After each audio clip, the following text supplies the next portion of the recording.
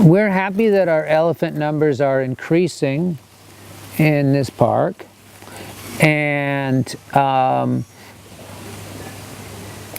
that's a good thing, but the problem is the elephants can easily go across the river, and in one night they could eat someone's farm. And if you're that farmer and that farm family, you could lose an entire year's work.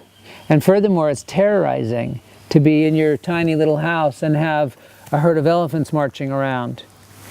So if you take a look at this through the eyes of the humans, you're saying, look, you know, we understand you guys love elephants on the other side of the river, but they're just a problem for us.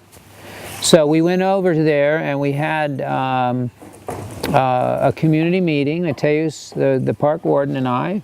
And the community, what I like about the Mozambicans is they're honest, they stand up, they speak, they don't hold back. And they got up and they said, look, you know, if we go into the park and try to poach an animal, you arrest us and fine us. The elephants come over here and they don't get arrested and they don't get fined.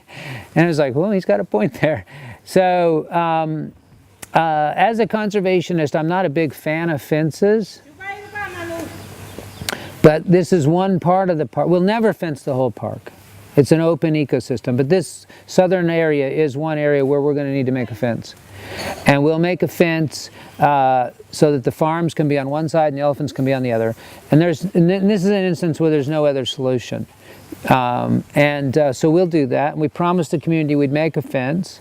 And they, you know, they were still kind of upset, and they were kind of saying, well, you know, when are you going to do it, and things like that. And I said, look, we promised you a school, we made a school. We promised you a health clinic, we made a health clinic. We promised you a model farm, we made a model farm. You trust us. Same guys, we've been here for a long time. We promised you a fence, you'll get a fence. And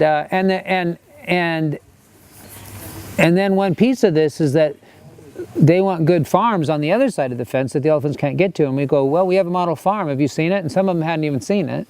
So we took the local chief and went down river to our model farm. And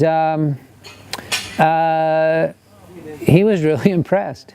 We had fruit trees, we have a fish farm, we have a honeybee beehives, we have vegetables, we have beans growing, and then we had this foot pump bringing water out of the river so they can spray their whole field. And the chief was like, wow. And then there was proof. You know, when we say we're going to help you with your farms, we're going to help you with your farms. And that plus we employ probably more than 100 people from that one community here, different jobs in the park. So it's a clear example of where the park helps the people. And these are some of the poorest people in the world. So I love this project because we are doing human development and conservation at the same time, and we're also seeing that they can benefit each other.